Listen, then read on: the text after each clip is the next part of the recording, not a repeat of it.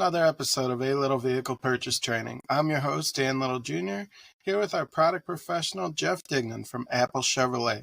29 years in the business, and he's going to help me out with this next exciting topic for today, which is expectations after the purchase of a vehicle.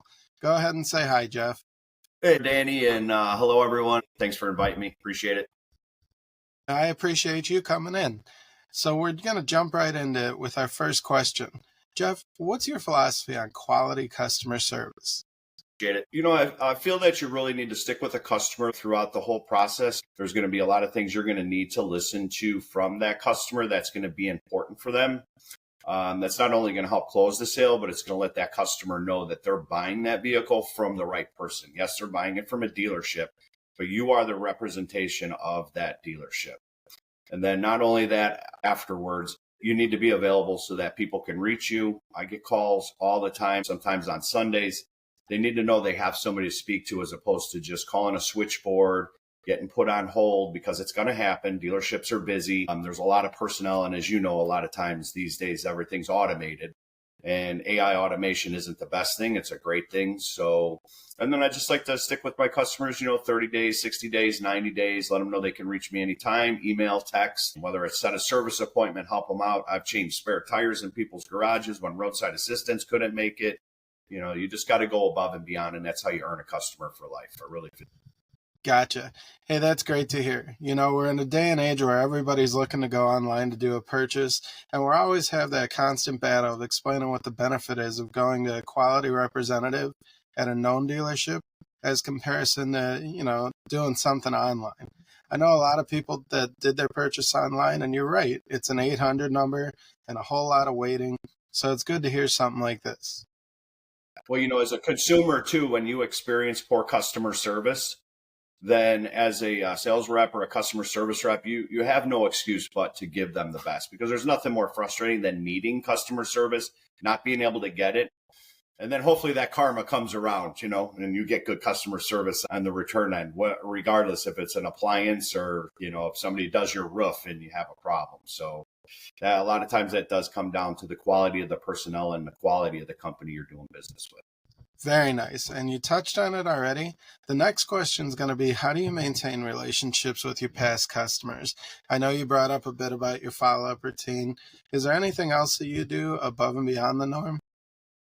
You've been in the business a long time too, and basically establishing that rapport to earn a customer's trust. A lot of times, I want to say you become part of the family, but it's not just myself, but other sales reps that have been in the industry a long time. It's the same thing.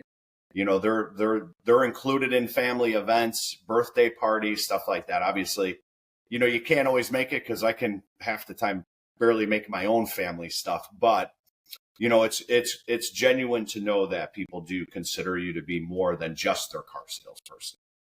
That's something that you earn not just by helping somebody buy a car one time. That is something that's acquired over years. Really just kind of makes being a sales professional rewarding in a personal way as well. Very nice. So what percentage of your business would you say comes from repeat customers in comparison to any other sources? Well, I'm going to say 10% is internet. I like the challenge that acquiring a customer via the internet does provide. A lot of times you do have to do something a little bit different to earn that customer. You might just have to be somebody that appeals to or say the right thing or provide them like that key information, which is tough because a lot of times, as you know, when you're sitting down with a person and you get an idea what their let's say hot buttons are, like what they really like. Right? Is it features? Is it safety? Is it room? Is it comfort? Is it luxury? Is it technology? You don't really get that with an internet customer. So I'd say 10% there because I do still like that challenge. And I'd say probably 85% would be, repeat referral customers. You can't hope for success. You've got to work for success. That. I'd say you're doing a really good job if you're bringing in that much traffic off of referrals. So good to hear that. Yeah. Well, I mean, that's, and that's always the best. You almost have like a rapport because a lot of times that person sending you in, is kind of broken the ice for you. So that person comes in with a little bit of trust. and you can almost start as a friendship as opposed to, earning that friendship too. So I always consider that to be a blessing. And, that's obviously very rewarding as well, having somebody refer you a friend or a family. And every once in a while you get that somebody that's going to refer you over, and then they give you a call and they go like, hey, this guy is, so-and-so or whatever. And they've got, maybe not so many positive things to say, but I'm sure you can handle it. And, they do need a car. And it's like, well, hey, thanks for thinking of me, and I'll do my best. So that's always funny too. Because, okay. Well, you did say you like those challenges. On this show, we're going to have a lot of people that are currently in the market for a vehicle. So what would you say is a good piece of advice that you could give someone that's in the market right now? Okay, so if I was a consumer out looking to buy a car, and I realize that is not probably the most rewarding experience. However, it can be exciting, it can be positive. So I do think it's important to find a dealership that's got a great reputation. I feel it's important to find somebody that's somewhat local to you. I do think over time, especially if, like younger people that buy cars, every 3-4 years as their family changes, it's nice to establish a relationship. Like with Apple Chevrolet, where I work, we have many employees that have been there 10, 20 years or more. And a lot of our customers that have been customers there for even a short while, a year, 2 years, 5 years, 10 years, 20, 30 years, 40 years. I've got customers that have been buying there since the 80s. But everybody knows their name. And that's that's how Cheers became such a popular show.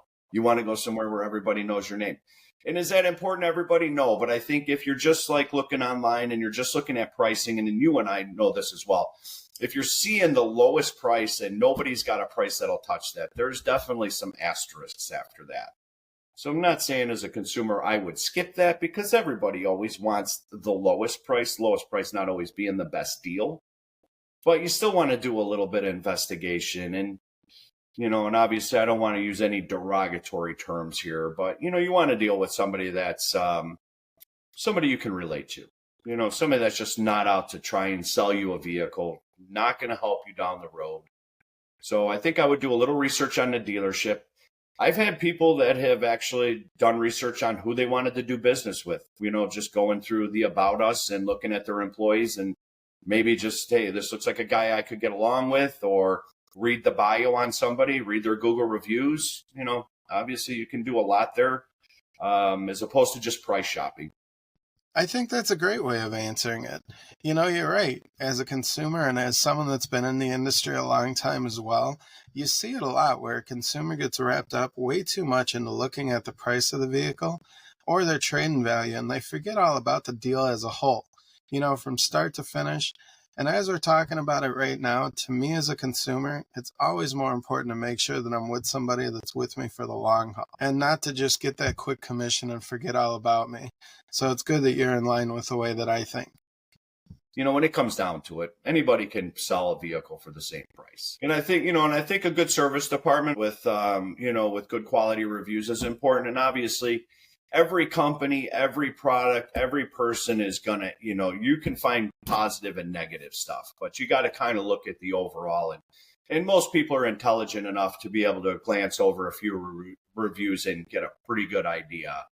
I think that there's a lot of quality dealerships out there. I know definitely I work for one. That's why I've been there so long. But there's a lot of good family-owned dealerships. There's a lot of corporation dealerships and stuff. Well, Jeff, you've been doing this a long time, so you helped out answering all those questions about this topic.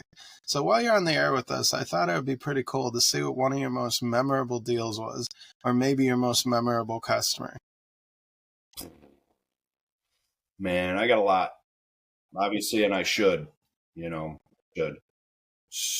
So I had a customer that was looking at the C8 Corvette for 2 years, when they were talking about building this car and the mid-engine design. And he's always been a Corvette fan. He's always had many cars. He lived really close to the dealership. They moved, about 40 minutes away, but they remained good customers. And he was actually, him and his wife were one of my very first customers in 1996 when I started with Apple Chevrolet. And that was one of those customers that, we just became very close. They lost their son at 21, and that was very devastating. He was also a very good customer of mine, and the world lost a great person with him. So we had been through a lot, and then when my son was born, she brought him all kinds of gifts and stuff like that. So that was like an established relationship, but that's going back to like early 2000s. But getting back to the story. So he had talked about this car, the color, exactly the way he was going to build it. And finally, as you know, we had a waiting list for that vehicle.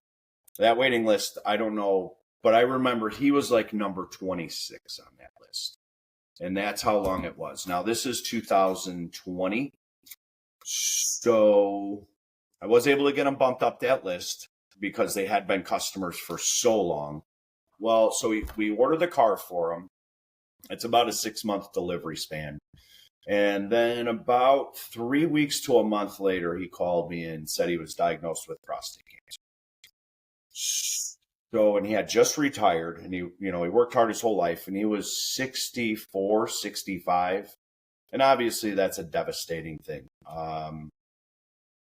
So he's like, I'm going to have to cancel the order. And I'm like, Wayne, I'm like, listen, we've talked about this car for 2 years. We've built it, I don't know how many times. We would sit on the phone and just build it. And I'd be like, hey, man, this looks cool, don't it? And we would just sit there and share our screens and stuff. So we did this. I'm like, listen, I'm not going to cancel your order. We jumped through some hoops to get him a build date. So I'm not going to cancel it. I said, I want you to have something that's just going to keep you optimistic. And you've looked forward to this car for a long time. And I said, hey, if it comes in and you don't want the car, completely no problem. I said, we're building a badass car here, and it will sell. So, but I want you to know that it's being built with your name on it, because I ordered a plaque that had his name on it, that's mounted in the center stack console. So we did get delivery of the car. As soon as I got the car, I sent pictures. I had him hold the Matchbox car, the same color. It was the Corvette. I took a picture of him holding the car, and then it was like a magic trick. Then I had him hold his hands out, and then I had the Corvette pulled on the showroom floor. So it was like it came, I don't know if I have it somewhere, and then I videotaped our test drive and everything, and he was like a little kid in a candy store. We went and we filled it up at Shell, and we're coming back, and I was videotaping, and he punched that thing. And I mean, we got a little squirrely, but obviously the Corvette's got amazing traction handling. And just the look on his face was just amazing. And unfortunately, Wayne passed away. Wow. So that's probably a memorable experience for me. I could have came up with something a little bit more positive, but that just happened to be something that I'll probably never forget for the rest of my life. From the time I first met them, and I remember it, like, because I was a green pea, brand new, walked on the lot. They bought a 97 Tahoe for me. The 97 Tahoe had just come out in cherry, which was the color of the Corvette. And after that, they probably bought, 10, 15 cars for me, their kids, and just the nicest people in the world. And I still talk to his wife. In fact, his wife and I are very good friends. And I had another customer that passed away, and her husband was also a Corvette aficionado. Every year they would go down to the plant. They were just Corvette geeks, basically. But you'd never know they had money, but not like that kind of money. But so when her husband passed away, I introduced the two ladies, and they have become best friends. So, and they were two of the best customers that I've ever had, because these are customers be like, hey, we're going to stop in. Do you have time to talk to us? And be like, yeah, absolutely. Can we bring you coffee or anything? No, you don't need to bring me nothing. And they would just come by, talk, and it was just like it's like happy to see me. And that always makes a person feel good. So that was like my best thing that I did, I think, on a personal and spiritual level, was putting them two together. Because whenever I talk to either one, they're like, you know what, that is such an amazing thing, because I love her to death. So I think those two people have some of the most memorable stories for me as being a sales professional. And look at that. So you pair customers with cars, and you pair customers with other customers. That's pretty impressive. Yeah. And then here, so, well, I don't have a picture of the one, but here's the one here. Where would that be? Okay. So that's a Z06 right there. And God rest his soul. So obviously, this stays in my house, close by, next to my grandmother and my grandfather and my family. So these are people that mean a lot to me, and that's part of it, man. It's more than just a job. It goes to show you there is more than just making a commission, and you can get a lot of this there too. Yeah, you really relate it to being family. Well, Jeff, if anyone wants to get a hold of you and ask any questions or maybe to purchase that next vehicle, what's the best way for them to reach you? Yeah, I'd be more than happy to help anybody out with anything I can. And I do appreciate you giving me this opportunity. So even if it's not for a sale or anything, if I can provide any kind of advice, and my personal cell phone number is 708-227-6936. First name Jeff, last name Dignan. Call or text anytime. Very nice. Thanks again, Jeff. So that's going to be the end of our episode for this week. Be sure to tune in for next week's episode.